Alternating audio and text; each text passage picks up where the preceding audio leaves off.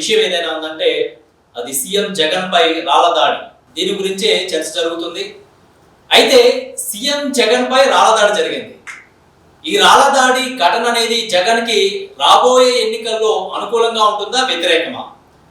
రాళ్ల దాడి ఘటన వల్ల ఇప్పటికిప్పుడు ఎన్నికల ఫలితాలు మారతాయా, మారవా?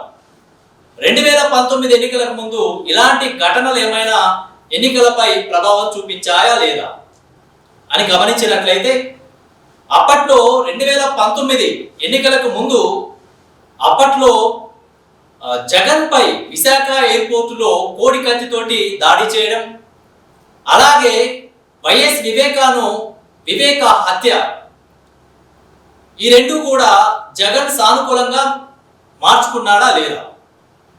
ఈ రెండింటిని గమనించినట్లయితే మరి 2019 ఎన్నికల్లో జగన్మోహన్ రెడ్డి గెలవడానికి ఈ రెండు అంశాలే కొంత దోహదపడ్డాయా, జగన్మోహన్ రెడ్డిపై సానుభూతిని ప్రభావితం చేశాయంటే ఖచ్చితంగా జగన్మోహన్ రెడ్డిపై ఈ రెండు అంశాలు కూడా సానుభూతిని ప్రభావితం చేయలేదు. ఎందుకంటే వైఎస్ వివేక హత్య, అలాగే కోడి కత్తితోటి దాడి చేయడం కానీ ఈ రెండు ఘటనలు జరిగినప్పటికీ కూడా 2019 ఎన్నికల్లో జగన్మోహన్ రెడ్డి గెలవడానికి కారణం ఏంటంటే, ఏదైతే చంద్రబాబు ప్రభుత్వంలో ఉన్నటువంటి వ్యతిరేకత ఏదైతే ఉందో, చంద్రబాబుపై ఉన్నటువంటి అవినీతి ఆరోపణలు కానీ, జన్మభూమి కమిటీలపై వచ్చినటువంటి ఆరోపణలు కానీ, మరి వర్షాలు లేక మరి రైతులు పడినటువంటి ఇబ్బందులు కానీ, వీటన్నిటి వల్ల ప్రజలు చంద్రబాబు మీద ఉన్నటువంటి వ్యతిరేకతతోటి జగన్మోహన్ రెడ్డికి అధికారం కట్టబెట్టడం జరిగింది. 2014లో చంద్రబాబు అధికారంలోకి రావడానికి కారణం ఏదైతే రాష్ట్రం విడిపోయినటువంటి రాష్ట్రానికి మరి సమర్థవంతమైన నాయకుడు కావాలనేటువంటి ఆలోచన రావడం, తెలంగాణ ఆంధ్ర రాష్ట్రాలు కాబట్టి తెలంగాణ నుంచి ఆంధ్రాకి సాధించుకోవాలనేటువంటి విషయంలో సాధింపజేసేటువంటి వ్యక్తి చంద్రబాబు అనేటువంటి ఆలోచన ప్రజల్లోకి రావడం, రాష్ట్ర రాజధాని ఎక్కడ డిసైడ్ చేయాలనేటువంటి విషయంలో అనుభవజ్ఞుడైనటువంటి వ్యక్తి చేతిలో పెట్టాలనేటువంటి ఆలోచన రావడం, వీటన్నిటి దృష్టిలో పెట్టుకొని మరి కొద్దిపాటి తేడాతోటి ఆ రోజు అధికారం అనేది జగన్మోహన్ రెడ్డిని ఓడించి అధికారం అనేది చంద్రబాబు చేతిలో కట్టబెట్టడం జరిగింది. ఆ తర్వాత చంద్రబాబు రావడం, రాజధాని డిసైడ్ చేయడం అమరావతిగా, అలాగే చంద్రబాబు ప్రభుత్వంపై జన్మభూమి కమిటీలు అని చెప్పేసి ఇలా కొన్ని అవినీతి ఆరోపణలు అనేవి రావడం, ఇవన్నీ చూసినటువంటి ప్రజలు మరి రాజశేఖర్ రెడ్డి కుమారుడు 10 సంవత్సరాలుగా ప్రజల్లో పాదయాత్ర చేస్తున్నాడు, ఒక్క అవకాశం అని అడుగుతున్నాడు, రాజధాని డిసైడ్ అయిపోయింది, సో ఒక్క అవకాశం ఇద్దాం అని చెప్పేసి ఆలోచన చేసేసి జగన్మోహన్ రెడ్డికి ప్రజలందరూ కలిసి పాదయాత్ర చేసి ప్రజల్లో అభిమానం ఉండగా ప్రజలందరూ కలిసి ఒక్క అవకాశం అనేటువంటి ఆలోచనతోటి జగన్మోహన్ రెడ్డిని గెలిపించడం జరిగింది. సో ఆ గాలిలో భారీ ఎత్తున ఆ సీట్లు పొందుకున్నటువంటి పరిస్థితి.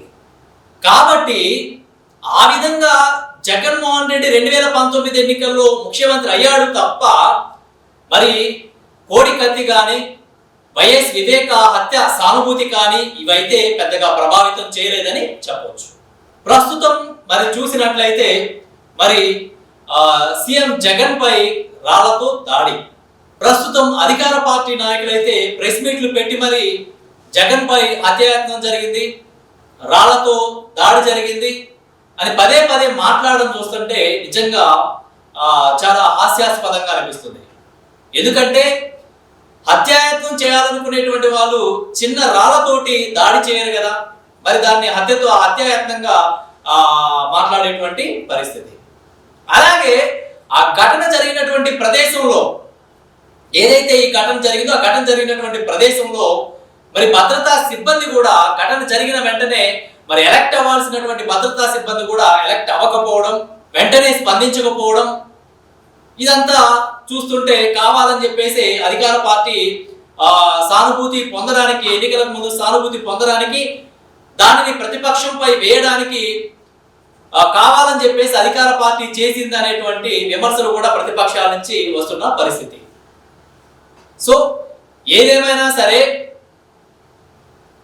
ఎన్నికలకు ముందు ఇలాంటి సంఘటనలు జరగడం, ఖచ్చితంగా ప్రజలు వాటికి ప్రభావితమయ్యి ఎన్నికల్లో ఓటు వేస్తారని అనుకోవడం, ఇదంతా చూస్తున్నట్లయితే ఇదంతా ఒక భ్రమే అని చెప్పుకోవచ్చు. ఎందుకంటే గతంలో జగన్ పై దాడి, గతంలో అతను ఏ ఉద్దేశంతో గెలుపొందాడు ఏంటనేటువంటి విషయాలను పరిశీలిస్తే మనం చెప్పుకున్నాం. సో వాటిని ఇప్పుడున్నటువంటి పరిస్థితులతో అనాలిసిస్ చేసుకుంటే ఇప్పుడున్నటువంటి జగన్మోహన్ రెడ్డిపై ఉన్నటువంటి వ్యతిరేకత ఏదైతే ఉందో ఆ వ్యతిరేకత, జగన్మోహన్ రెడ్డి చేసినటువంటి అభివృద్ధి కానీ సంక్షేమాలు కానీ ఇవే ప్రజల్ని ప్రభావితం చేస్తాయి తప్ప ఏదో రాళ్లతోటి దాడి జరిగితేనో, లేకపోతే కోడికత్తి హత్యాయత్నం జరిగిందనో, కోడికత్తితో దాడి జరిగిందనో, లేకపోతే వివేక హత్య జరిగిందని చెప్పేసి సానుభూతులతోటో ఓట్లు వేసేటువంటి పరిస్థితి అయితే లేదు. ప్రజలకి మంచి జరిగితే, ప్రజలకు అభివృద్ధి జరిగితే, ఏ ఒక్క ఎవరైతే ప్రజలు ఇబ్బందులకు గురవ్వకుండా సుపరిపాలన జరిగినట్లయితే, ప్రజలకి ఇబ్బంది కలగకుండా ఉన్నట్లయితే ఖచ్చితంగా ప్రజలు ఆ గవర్నమెంట్ని అధికారంలోకి తీసుకొస్తారు. ప్రజల్ని ఇబ్బందులకు గురి చేసి, వాళ్ళకి బాధలకు గురి చేసి, వాళ్ళకి జీవనాధారం కష్టంగా ఉన్నటువంటి పరిస్థితులు కల్పిస్తే ఖచ్చితంగా ఆ ఇంపాక్ట్ ప్రజలపై పడుతుంది. ప్రజలు తమ ఓటు అనేటువంటి ఆయుధంతో ఖచ్చితంగా అది ఏ పార్టీ అయినా సరే ఖచ్చితంగా బుద్ధి చెప్పక మారదు. సో ఏదేమైనా సరే ఖచ్చితంగా ఇట్లాంటి ఘటనలకి ప్రజలు ఇలాంటి ఘటనలు అనేవి ఎన్నికలపై ఎలాంటి పెద్దగా ఇంపాక్ట్ చూపించవనేవి మనం వీటిని చూపించమని చెప్పుకోవచ్చు. సో ఇలాంటి సానుభూతుల కోసం చేసేటువంటి ఇలాంటి పనుల వల్ల ఏ నాయకుడు కూడా గెలవడు అనేది స్పష్టంగా అర్థమవుతుంది.